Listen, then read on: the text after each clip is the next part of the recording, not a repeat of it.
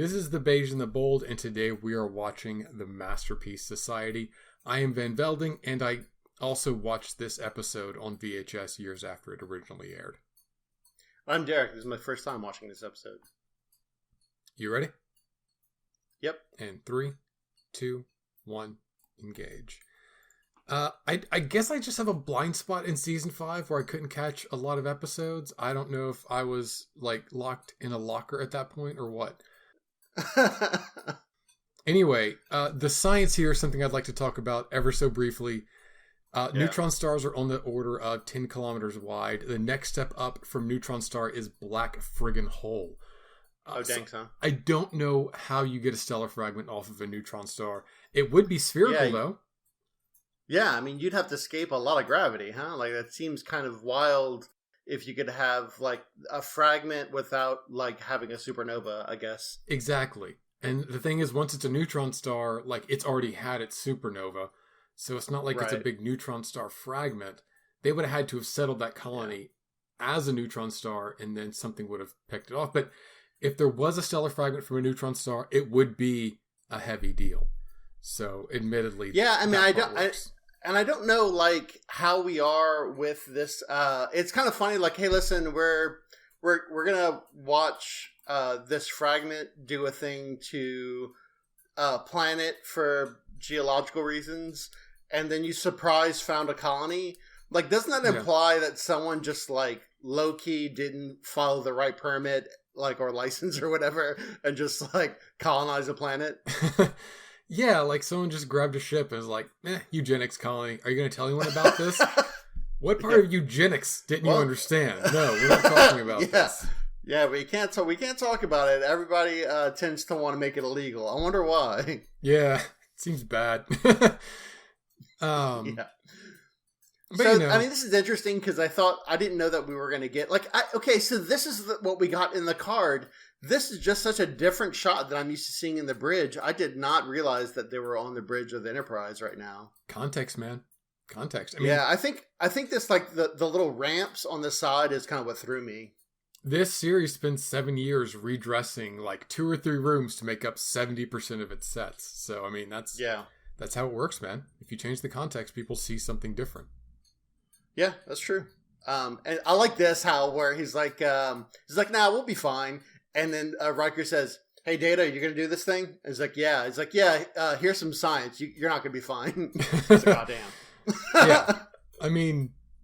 It's a lot of gravity, man. It's a lot of gravity. Yeah. So, we established that there's this isolated colony, and they don't want help, and Picard's like, well, they're going to die. This stellar fragment's going to rip them right off the planet. And we talk about the Prime Directive at the end of this episode, but shouldn't it have come up right now? Where it's hey, we don't want to help, and he's like, hey, if we don't help you, you're going to die. And it's I like this, though, where he's like, we have space magic. We can totally go over there if you want. Right, and instantly we're setting up a little bit of our conflict. We got, his name's not Rogadinar, it's something else. And then we got angry guy in the background who's doing our reaction shots. Yeah. And then we're like, yeah, you're going to die if we don't do this. And that's established pretty early on. What are our options? Yeah. You're going to die. Right. Hands down. Yeah, so the stakes are, we come into the game with the stakes kind of being pretty high. And I like... we have the age-old Hollywood dilemma of can you be a racist and also a minority? And I believe the answer is always yes. I don't see how it couldn't be yes. This is a eugenics colony, so instantly you're oh, they're Nazis, right? Which is a completely reasonable assumption. But they hire a black guy to be the most strident eugenicist, not protagonist. Yeah. He was genetically engineered to be an advocate. Although he's a judge, so it's okay. I've played role playing before. Taking the judge archetype is certainly something if that's how you want to regen your willpower. But this judge is way more vocal. I kind of always imagine judges as just kind of waiting for an issue to come to them and saying yes or no. As opposed to this guy, being a little bit just kind of hovering around conversation. No, you can't do that. Yes, you can. No, you can't.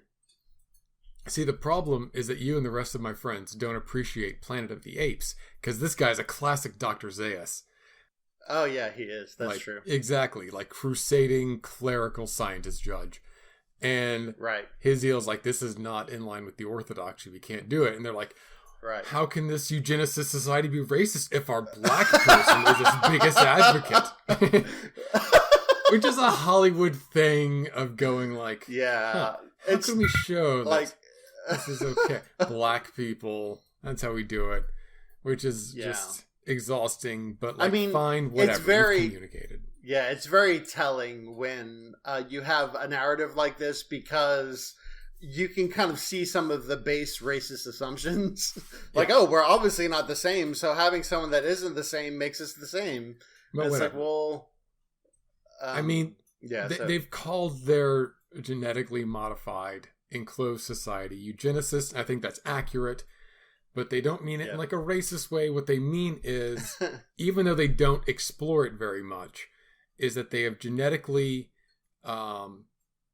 modified themselves into their niche, which I think that they actually acknowledge here. They're like, genetically engineered, and that always comes into a niche. Like, genetic engineering is like there's a need for society, and they genetically engineer a person for that need. You know, he talks about how like, oh, I'm like, he's fulfilling his function. Well, what do you mean? And we're about to get into that. But the wild thing is that if I could, the only way I could be convinced to do any sort of like genetic engineering society would be if we go full on BioShock, and I can just inject myself with like octopus DNA and just have like weird tentacles anytime I wanted. Like, I don't know about like this where it's all like, oh, no, you can't be an artist, you're a judge. I like this, man. Dude, he was straight ableist. Like, no one would be born like you. I'm like, buddy, you really hit the nail on the head here, haven't you? Where it's like, whenever you select against people with disabilities, you're basically saying people with disabilities shouldn't exist. And by the way, increment the judge getting punt counter by 1. So he just got actually by 2, because he got wrecked by Geordi and the diplomat here. Yeah. But this understanding of context, despite the fact that these people consider themselves better than the people from the Enterprise, is kind of the high point of Star Trek's understanding of evolution. Hashtag Star Trek Voyager. So, hashtag threshold. Say it. All right, count it. That's another one. Incremented by another one. All right. And I understand that what they're establishing here in the story is a fragile culture that is disrupted if people are allowed to leave it, where freedom is inimical to its existence. Here's what they're kind of talking about. It's like, listen, he's doing what he's designed to do. His function is to be a judge, but he doesn't have like the diplomat skills that I have, that Troy's like really keying off of here. Right. And that's great. I like this guy. I only know him from the card game, really, because again, I've seen this episode like once before. But he has a method of speech and delivery that is pleasing. You know, he like his accent is pleasing, but also the way he kind of responds to maybe problematic statements, and the way that he is kind of always kind of even keel. He's definitely a pleasing character for sure. Yeah, and he reminds me of someone in modern social milieus. I just can't place it. But he makes an interesting point. What's that? He's Balky. I said he looks kind of like Balky from Perfect Strangers. Yeah, no, I get the reference. I'm just trying to reconcile. Taking it back, that's fair. So here we go. Like, hey, listen, we have science problems. Let's go to our genetically engineered scientists. Every scientist in the Perfect Society is a Maybelline rep. Look at these. They're all wearing the same. What is this color? Lipstick colored? Suit? Yeah, I was really surprised her name wasn't Heather. Like, just a whole department of Heathers. Yeah. I really thought that and was so a guy. This is where we kind of get. Oh, good. Sorry. I was saying there was a guy in the background wearing the same suit earlier. Yeah. Like, they put him in a skirt. Are they really from the future? I mean, his name could be Heather. You don't know. You don't know. Yeah. And so this is kind of where the society flexes a little bit, because Geordi's going to stay down and get some tail, but Geordi is going to stay down to work with this scientist, and she's about to kind of like, oh yeah, I just encountered the problem, but I have this really innovative way of doing a thing. But I guess I thought that was that scene, but it's a little bit later. Yeah, the look that Riker gives to Troy, it's like, like wingman to Enterprise, one to beam up. Caw.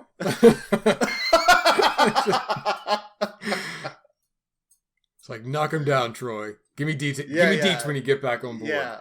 I would love it if that was like they had like some kind of interesting open like Imzadi relationship where it's just like they could f- each other, they could f- other people, but they always dished about it later. It's like, so tell me, how was he? I got some notes that you could carry over here. All right, listen, we don't have to be catty, all right? I was just asking how your evening went. So yeah, but like the notion that there's a society where people are assigned to jobs that best utilize their talents, I think that our society doesn't do that. I remember The Walking Dead, right? And everyone's like, there's zombies everywhere, and Glenn is like, yeah, I'm doing pretty good at surviving zombies. And like, what did you used to do? He's like, I used to be a pizza delivery guy. And like, emblematic of that is like, people just kind of do jobs to get by. They don't do jobs to leverage their skills because no society produces pizza delivery persons in the proportion that society demands of them. And what's interesting, in software, you have this notion of inversion of control where you don't want to write code that's tightly coupled to a function because then a lot of that code becomes unusable in other contexts. And so it creates brittle code that breaks easily and has to be refactored, and it's just a big pain in the dick. And so that's how I kind of read this society. It's like, we hyper designed this entire society for this one purpose, and anything that deviates from this purpose is just going to shatter like a glass pane. Exactly. It is a brittle society. And I like that they're establishing that Hannah here has a lot of scientific knowledge and a lot of ideas. I mean, for those of you who aren't nerds in the audience, this is how nerds flirt. Like, they are totally like getting it on right now. It's like, oh yeah, no, we can get in the Terabyte way. And just like, well, I had this pet theory. Oh yeah, show it to me, baby. What's your pet theory? And that's the thing is that a wild idea. There are benefits to this society. Like, we see these benefits, and there are also benefits to the Star Trek society. They're different cultures who have something to give to each other. To me, I think the only benefit of this society is a society in which it allows for this sort of thing. Like, right now, the way they do it is like, it's hyper designed. We need theoretical physicists. But I feel like the only real merit is just saying we need to have a theoretical physicist be able to do theoretical physicist things without being burdened by just other nonsense, and you would see, say, in capitalism. Yeah, that's the interesting thing, is that one thing you can say about this society, though they don't give us enough about it, is that it is not colonialist. This dude is talking about the missing of one person is just going to wreck their society. Martin, you need to chill. Yeah, that's his thing. He's supposed to represent... I like this. He's supposed to represent their internal doubts about this new society. Yeah. And he's giving it a voice. Right. He is a character who does that, who says, hey, we don't know what's going to happen. We don't know what this means. Yeah. This could all go very badly for us. And he's just a character who gives that voice. And I do like how when he says, we don't know what's going to mess with our DNA. And then Geordi says, we have a century of data that shows that that's not going to be a problem. And that's interesting because apparently Starfleet already had this issue where people were afraid about the DNA, to where an engineer could right off the cuff say, we already know this. This is not a thing you should be worried about. Yeah. And I think it's a reasonable concern. I'm glad that Geordi can address it. We've seen even in Starfleet, like, what was that admiral that didn't want to use, like, she was just one of her one of her things that she was afraid of was transporter things. I forget what it was. McCoy, like someone in Starfleet. But that was Dr. Pulaski in this series. Oh, right? Dr. Pulaski. So, that was it. Right. So the thing is that they never show us like how entwined this society is. And this society, or how big it is, really. They mentioned that there's a few thousand people, which makes me think that 24 people isn't a loss, but Yeah, I mean, like, we have... I get what they're doing here. Like, they want to set up a narrative to where it's all or nothing. Like, there's no way the society could cope with even one person leaving. And, like, that's kind of the thing that they want. I like that we're getting Picard's point of view here, where he's like, genetic engineering is just gross and dumb. Yeah, and that's the position of Starfleet, and they'll flesh it out later. Despite having an episode in season 2 where there was an entire Darwin station devoted to making kids that looked f***able even though they weren't. That also killed people with their antibodies. So I generally prefer to ignore that episode, but yeah. That's fair. So, I mean, it definitely at least shows a willingness of the writers to be able to say, hey, look, we're going to throw a problematic idea into this episode. I guess they handled it okay. I wish there were a little bit more heavy-handed, I guess. But, I mean, that's just my own preference, I guess. The interesting thing is that one of the subtext of a lot of this series that they never make actual text is that people do not exist for the benefit of another. And one of my favorite series these days is Steven Universe, which is explicitly about people who are constructed to serve a purpose in their society and how that society is wrong for that. People exist on their own terms, who exist for themselves, not to serve society. Society should serve people. And to me, that's kind of like assuming what you want to prove. Both for what I know of the Diamond Society, what I know of this genetically engineered society, is this notion that society has to happen. But society isn't a thing that happens in a vacuum. It happens as a result of people wanting to cooperate together. So you don't assume a society and then build towards it. You just have people that eventually form a society. I mean, that's borderline anarchism. But, like, okay. I mean... Yeah, fair enough. That's how humanity works. We got to talk about this episode. We got to talk about this scene. Yeah. Where... Yeah, this is such a good scene. We've talked a lot this season about... She's like, oh, wow, you're disabled? Easy, Hannah. Dang. She's never seen it before. I think there's a certain amount of intellectual curiosity and deviations from the norm. That's true. Like, if you never saw anyone that was disabled or blind, for example, then seeing a blind person would be somewhat interesting. Yeah. I love that Geordi is comfortable with his disability, and he's like, no, I'm cool. And eventually he's going to say something to the effect of, I've been blind all my life, but I can still do whatever the hell I want, and I can still... Yeah, I like this. I mean, this has a little bit of like a pro-life kind of argument, which I'm seeing kind of like my own... Nope. Because it doesn't... Star Trek is very pro-life because it's very optimistic. And in the context of Starfleet, everybody has an opportunity. Everybody has education. Everybody has healthcare. Everybody has opportunities. And in that context, I think pro-life is a very reasonable solution. Very reasonable perspective to have. I mean, you still have medical issues, regardless of how like utopian your society is. You're still going to run into the issue where, you have a problematic pregnancy that could kill the mother, or, you terminate the pregnancy. And it's like, why should you ever try to have that pregnant baby? And you can debate the corner cases. In season 2, whenever Troy had a baby, an episode that comes up a lot for some reason for us, but not for anyone else. Ultimately, it is her choice, and Starfleet respects that. Yeah, we're kind of talking over, like, they had their eureka moment as a result of Geordi explaining how his visor works to Hannah, which is a kind of classic, like, engineering aha moment, like when you talk to someone about a problem, you come up with a new solution. And I love how he gets happy here. Geordi says the subtext in text. He was like, we're not going to be subtle about this.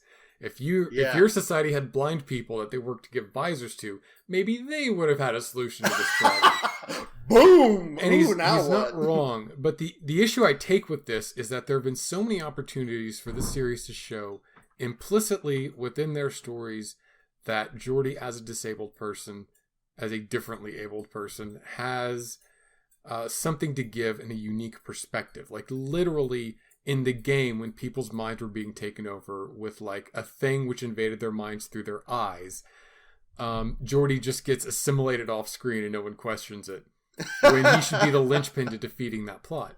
So now they create this contrived scenario where, Geordi saves the day because he's disabled, and it feels like really awkward, like they're just checking a tick box when there are so many more implicit ways for this show to show Geordi's disability as an asset. Hey, listen, kid, keep playing. The Titanic's going down, but we're going to have music. Yeah, I didn't catch that. Like, this kid was engineered. Yeah. This kid was engineered to play, like, the piano, and he can only play Chopin. Like, where's your fucking cool, like, genetically engineered music, huh? Is he supposed to be super creative? Like, what the hell? Yeah, I mean, he's at least as creative as the Federation of Planets, but yeah. So yeah, I mean that's a fair knock, where it's like, well, we're just sort of like marking time here. We're not actually pushing any new boundaries. And I've talked about, this society is not very colonialist. They're not going out, they're not conquering new lands or expanding. But one thing we also knocked them for is their lack of ambition, their lack of creating new things and exploring new things and collecting new resources that might have made their society more resilient. Or well, I mean, it's kind of like what Geordi said, is that it's a they never needed to, so why do it?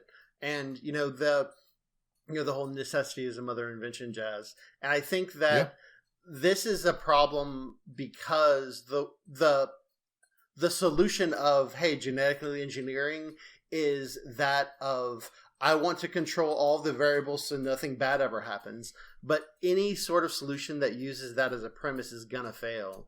Instead of like trying to correct all the bad things in the world, you only ever have to worry about coping with the bad things and doing your best. Like, that's the best we can hope for. I would say that there is a fundamental conservative liberal divide on this, where you say, hey, we can make things good, we can control things, but if you keep your scope small enough, you can always keep things manageable. But the thing is that you do not exist within that scope. Eventually the things outside of that context will come for you. This romance doesn't work. And the deal is that 100%. Like, you do need to keep your head up and at the horizon in a way that's open and learning and not controlling. And I mean, to me, this good doesn't keep their head up. They keep their head down and just try to control all these things within this little sphere that they can, and say, well, therefore it's perfect because there's no problems. That was such like a flat way of saying, baby, if this is wrong, I don't want to be right. I mean, but whatever. Yeah.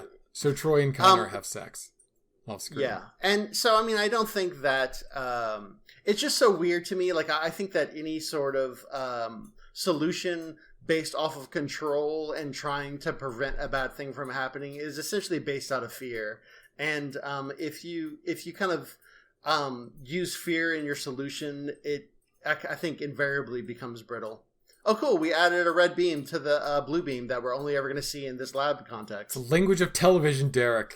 So viewers know it's different to now. What if the beam was, instead of horizontal, vertical? Ooh, and a different color. Ooh. I don't know if I've told you this, but there were legitimately parts of these scripts which simply said technobabble, which would then be sent to Michael Lakuta, who would write them and send them back. I did not know that. That's funny. We did kind of talk over like their solution when they were like going back and forth with the kind of technobabble. It was very well done and executed, because I definitely read that as two very competent engineers / scientists using the things they're familiar with to problem solve, and it was really good.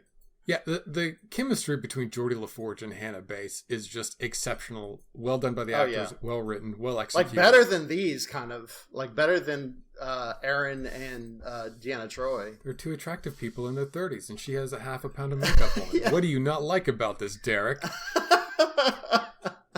I mean, it's funny, that like this, like, is supposed to be like chemistry, but he has like this floaty way of talking. And he's like, "Oh, Deanna, I felt in love." I'm like, you don't know what love is. Like, your mate is genetically engineered for you.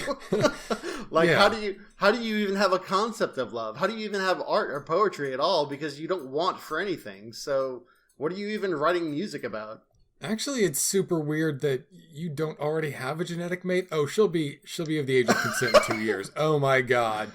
We're out of here. Yeah. We're done. It turns out this dude's cheating on his genetic mate the whole time. And she's 15. Just like off screen. Yeah. Okay. Out. Yeah, never mind. Let's just leave them alone. This is beyond saving. Prime directive. This will work itself out. Solution solves itself. So yeah. Yeah. So like, she realizes like the boundary here is ridiculous. Like I don't agree with the boundary that she's uncomfortable by, but I respect the ability to be enough emotionally intelligent enough to say, I feel like I crossed a boundary, and so I'm going back behind it because that's the right thing to do. Or the, quote, right thing to do based on her perspective. Yeah, there's a lot to unpack, and we got a whole steamer trunk that we're going to get into before this episode is over. But we can at least agree that Troy acts in a responsible, mature manner. In her perspective, she makes a mistake, and she owns it.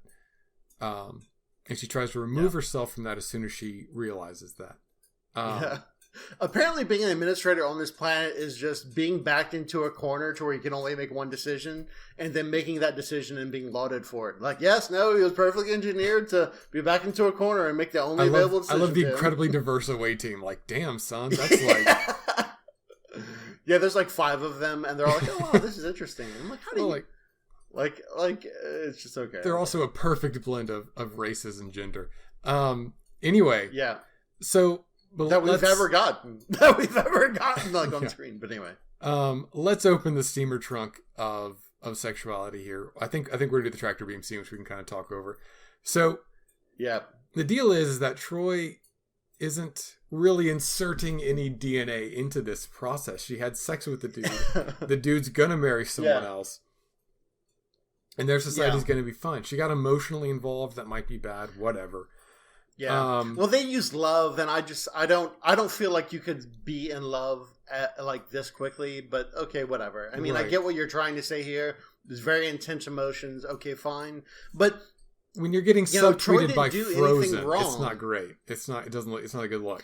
You're kind of. But Troy didn't do anything wrong. And how many times has Riker like just dicked the first thing that walked in front of him? It's like, oh, excuse me, Captain. I was going to energize, but something just came to my attention. Yeah. You have a boner, don't you, number one? Like, yes. I have to address it. I'll be back shortly. Once a season, he has like a plot-relevant dicking down, and like he never apologizes. He's just like, whoopsie. And Riker's in Picard looks at the regulations like, yep, that's a whoopsie, all right. Write a book, whoopsie, Riker. He never even feels bad for it. It's just all like, yeah, no, fine. But the minute Troy does the exact same thing, all of a sudden she's crossed some kind of boundary. Bull shit. I mean, same. The difference here might be the fact that this society is a closed society.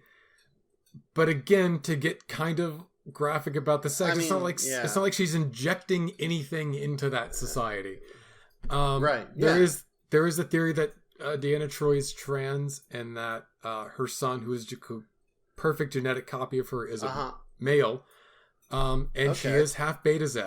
So maybe she has like a Shape of Water thing going down there. So like maybe she is, and Connor's into stuff. Yeah, I can imagine them like, playing the bedwarm music and like disrobing, and like right before she takes off her panties, she's like, "Listen, this is gonna get a little wild. You ready?" Right. We can go full crying game on this. Like, and there's nothing wrong with that. Maybe that's how Troy is. And like, consenting adults, go for it. I mean, it's. I was thinking less of a male female, more of a third who knows what's going to happen. Like, kind of like the Pulp Fiction briefcase situation. Right, and that's fine. That the glowing light of Marcellus Wallace could be in her pants. And also quickly here, we just straight up like cut life support to like certain areas, and I don't think anybody was briefed at all. Like they're like, oh, by the way, decks 3 and 4, your environment's now lethal. Sorry, people, you might want to evacuate. But like those people aren't on life support, right? Like there's still air around them. They should have a couple of minutes of air that they can still breathe. Maybe it'll get it was severe enough for them to say begin evacuations. But it's just funny to me. It's like no one was like, they didn't even do a red alert. It's like, oh, it's like beep beep beep. Yeah, we lost one emitter. It's like, okay, decks 3 and 4. If you're having trouble breathing, go to a different deck. You guys have like OBAs, and it's like there should be air and temperature around you that's like residual. Yeah. If anything, like the effect should spread in engineering where the engines is, and outward from there where it gets hotter or colder, depending on the thermodynamics of the ship. But, whatever. So we get kind of this interesting scene fade away from Hannah, and we don't really know what it is. I think they're a little bit subtle here. Yeah. But, you'll notice that, like, we've resolved our issue, but we still have, 15 minutes less in the episode, so what could happen? Yeah. So I like that. What the hell, Riker? They can say energize themselves. You don't have to say energize for them. Do you have to pay them by the line? Come on. They do though. If one of those people says a line, they're in the Actors Guild. They got to pay them. So you got to have freak saint. Okay. I mean, you got to draw a line somewhere between is an extra and has the lines. That's how they draw the line. I don't know. I don't know if you got to draw that line, but okay, whatever. I mean, I get the lines are drawn that way. Take it up with the Screen Actors Guild, man. Yeah, that's fair. So we've resolved. Get Hannah Bates. Yeah. Her freaking switch is telling us that there's a problem with the colony. It's yeah.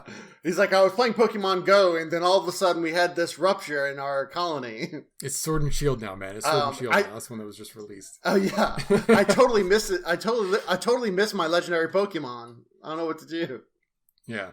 So and so, this is interesting. Yeah. Like she's basically spun up like the crisis mode of the entire colony, and Riker's like, "Hey, listen, I'm walking briskly," and Geordi's like, "Yeah, but you can't do anything. I'm gonna stay here, right?" And he's like, "All right, no problem." But in addition to Geordi's visor being the thing that saved their entire civilization, Hannah's about to get schooled on some of its other properties. It's great. It's great to see Geordi's visor used this way. I just wish it would use it. Yeah. I wish it would be used in any script that didn't start with, let's make an episode about Geordi being disabled. Just any script outside of that context would be good to see this in. Yeah. But he apparently has molecular pattern enhancer. And he mentions that his visor runs from like 1 hertz, which is super low, to like 1,000 terahertz or something like that. Yeah. The range is from the frequency we use to communicate with submarines in the middle of the ocean, which is pretty low, just shy of the visual spectrum. So we finally know what his visor sees, which is interesting. That's a really broad band. For sure. And, it's interesting that she kind of gets mad here. But she's like, I'm super excited about technology. She doesn't, all of her words talk about she's excited about the technology, but all of her actions seem like she was excited about working with Geordi. Yeah. And Geordi says necessity's mother of invention. Oh, yeah. Maybe I guess I attribute it to the earlier scene, but it's this scene. Which asks the question about, if people in the future want for nothing, then they kind of have to be ambitious to do things. But how do you be ambitious without like any sort of need? I don't know if because you have to want it. Like ambition just isn't like this kind of vacuumed, like this, this notion in a vacuum. You're ambitious for a reason. And if you have no reason to be ambitious, then I don't know how ambition comes to be. I mean, maybe it can, I'm not sure, but I just don't see it. Yeah, I think you create a society where people say, hey, I want to know, I want to learn, I want to be on the forefront of these things. I have an enthusiasm for improving society comparable to the enthusiasm other people, our culture, would use for self-satisfaction and self-aggrandizement. But I mean, our premise would be that they don't have to do that anymore because it's all like taken care of them for whatever reason. There's a difference between physical needs and how a society is structured to value things. And our society doesn't value much beyond selfishness. But I mean, I would agree with that. And I think what Geordi is saying here is that it isn't just physical needs. We could have just let him be, not need a visor, but there was a desire to give Geordi kind of a more able prosthetic than just the prosthetics that were there at the time. Also, this freaking you don't have anything to apologize for. I mean, she acts a little out of line by our reckoning, but no more so than Riker does. And that's the real contradiction that gets us. But I mean, okay, if we're going to be real talk, she wasn't a counselor. She didn't go down there for any reason. She just was part of the away team because away team is like a roll of the dice. So she wasn't she's not a diplomat. She wasn't fulfilling any kind of function as a counselor. So, I mean, that's just like aviation where you get your dick wet. Who cares? Yes, she was. She's a diplomatic contact. Whenever Picard's not around. So is every single person on the bridge also a diplomat? Is Worf a diplomat as well? Her role as a counselor is one to interface with other cultures. I don't. That doesn't make sense to me. But well, I mean, okay. I'll definitely take your word for it. She's not she's like a therapist. I mean, she does do therapist things, but she understands people. She communicates with people. I feel like the guy from Office Space. She's good with people. Damn it. But I mean, I mean, regardless of what a counselor is here. I mean, I took her job to be a little bit more of a traditional sense. But I think even if her job was just to be good with people on the service, I don't see how her getting some tail after she clocked out isn't jeopardized her job in any way. And to Picard's credit, he's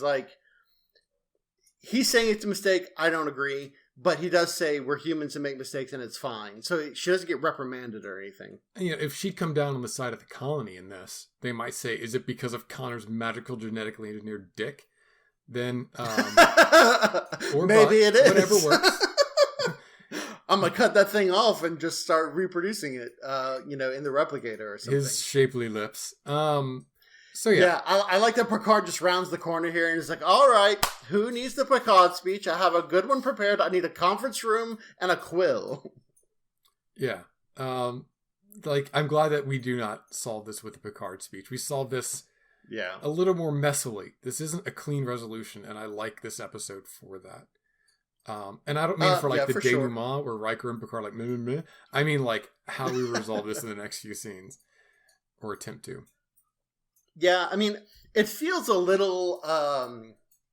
I'm definitely on the side of Hannah here. And it feels a little weird when Picard... I mean, I get what Picard's doing. He's being the diplomat. He's saying, okay, listen, I'm not going to refuse anyone that wants to bounce. However, I'm willing to say, okay, you can give them 6 months or whatever to convince them, spin up your propaganda machine and convince everyone to stay. Oh. But if after that they still want to bounce, I'm not going to refuse them. I agree with the colony and Picard here, where it's hey, look, emotions are running high. You've just seen a lot of new stuff. Maybe think about it. Maybe don't make a rash decision. If only we had a directive, some sort of prime directive.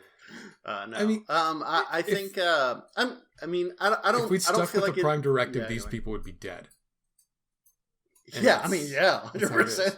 And I don't know exactly. I like how this dude's negotiating his kind of responsibilities, but he's the one that has I had a really fun time with Deanna, and I really want to leave too, but I can't because I'm the leader. And I said, man, if you had a society that wasn't so brittle, you could have bounced and someone else could have been the leader. But I guess you have to wait another, how old are you? 30 years before we get a new one. I just, that's what he's doing. And I appreciate that this guy does his duty. He's I want to leave. I get that, but I'm going to stay because that's my obligation to my people.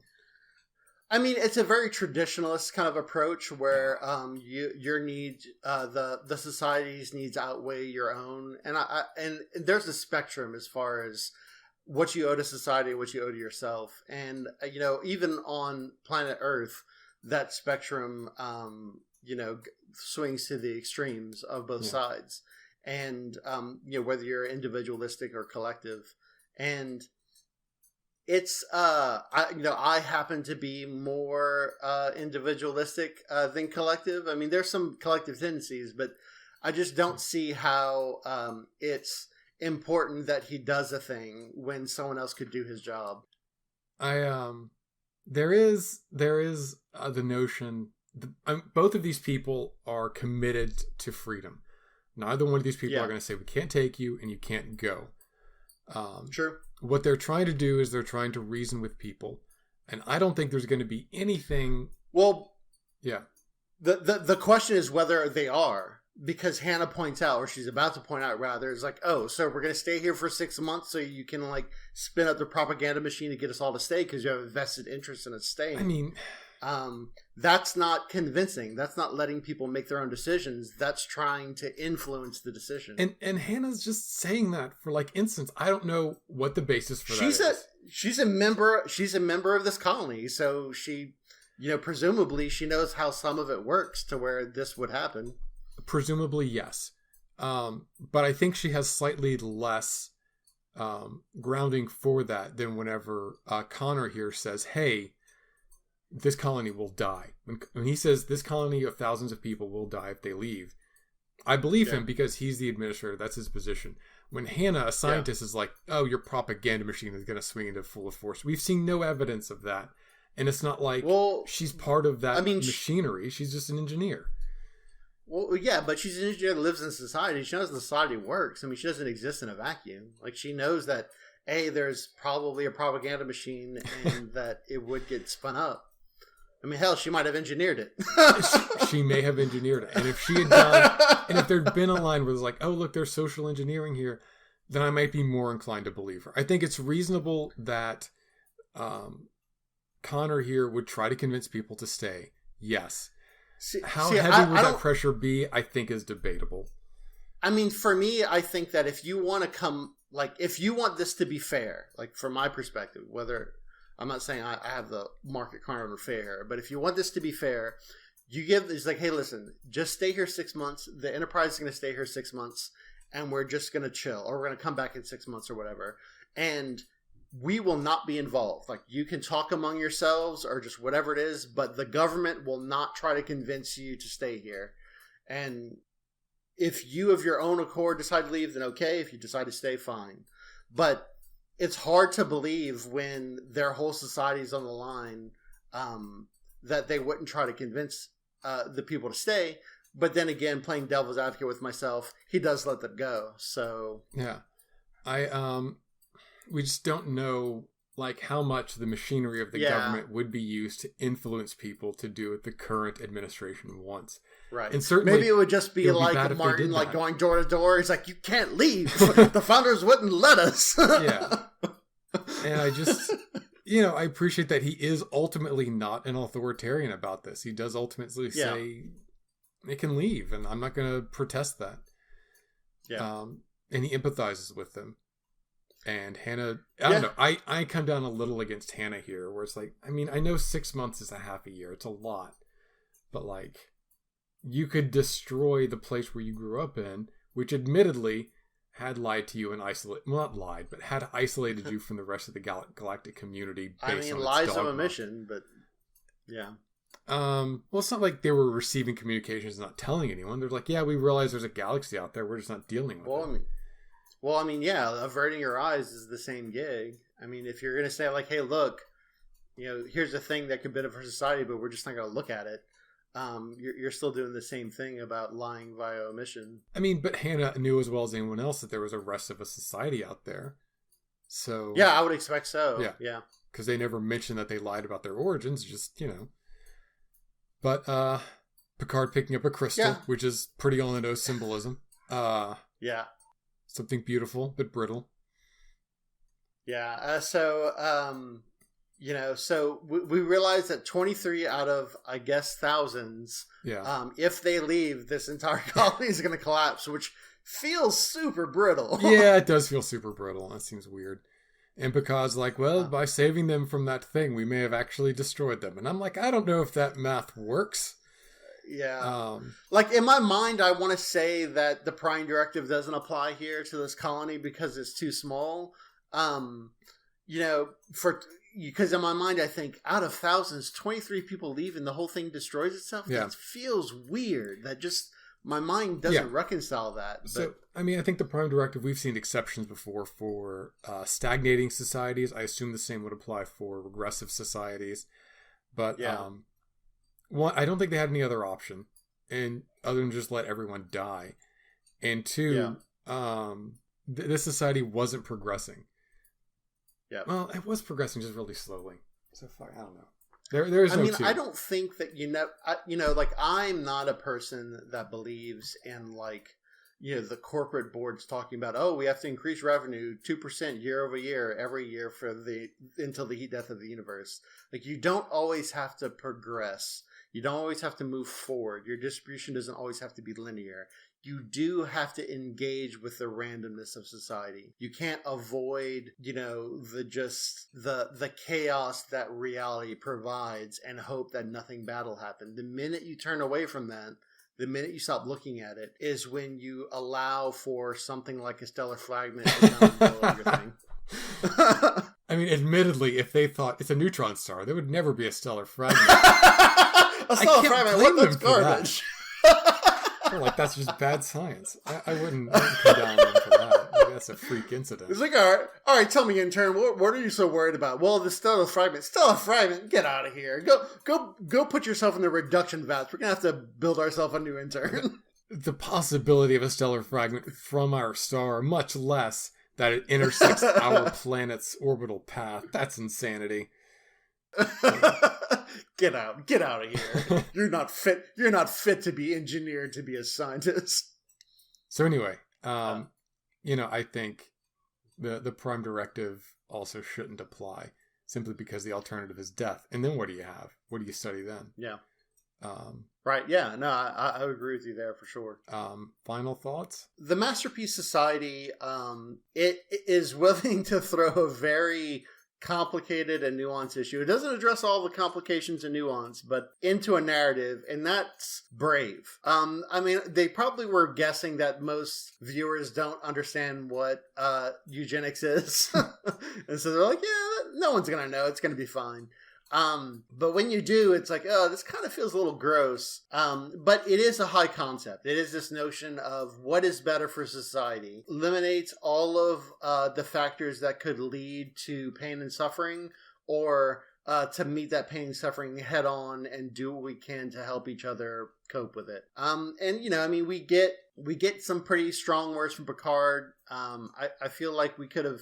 See, this is the kind of thing that I feel like you could make an arc.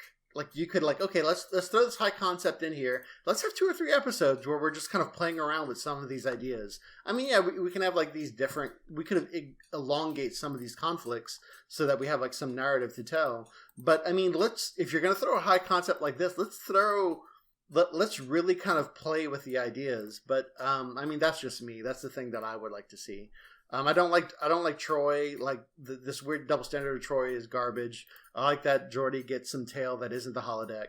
Other than that, it's interesting. There are just some bits of it that, I'm not a fan of, but I appreciate that they are willing to kind of be this brave. Yeah, they definitely get a "you tried" star for this one. Yes, A for effort. I mean, kind of forgettable, though. I think a better execution would have been way more memorable. Yeah, 100%. Like, I don't think it was executed well, and that's part of why I would like to see it done over a few episodes, so you really could, like, okay, well, what you tell me that your society's going to break down. Well, how is that true? Yeah, because how is that society structured in the first place? Right, exactly. They told us, literally, they told us, they didn't show us, so we don't get it. Yeah, exactly. Right. And so, there's just, like, some nuances here that we could have addressed and maybe had, like, we could have come up with a solution, but we didn't address all possible solutions, so there's still a question mark. Maybe we can revisit later, but we cram everything into 45 minutes, and it's like, okay. My final thoughts are similar to that. So, next week, we are going to be watching Conundrum again. And until then, remember Rand. I'll make this short because no one likes credits. Star Trek is property of CBS Television Studios and Paramount Pictures. We are watching Star Trek on Netflix. We are talking over Discord. And we are recording and editing on Audacity. The Beige and The Bold is hosted on Anchor and can be found on most podcasting platforms. I would also like to thank our senior officer Patreons for supporting The Beige and The Bold. They also make video editions of this podcast and remasters of old episodes possible. So thank you to Tracker by Moonlight and Miss Jess. If you have any questions or concerns about the show, please contact me at vanvelding@gmail.com or on Twitter @vanvelding. Thank you, and remember Rand.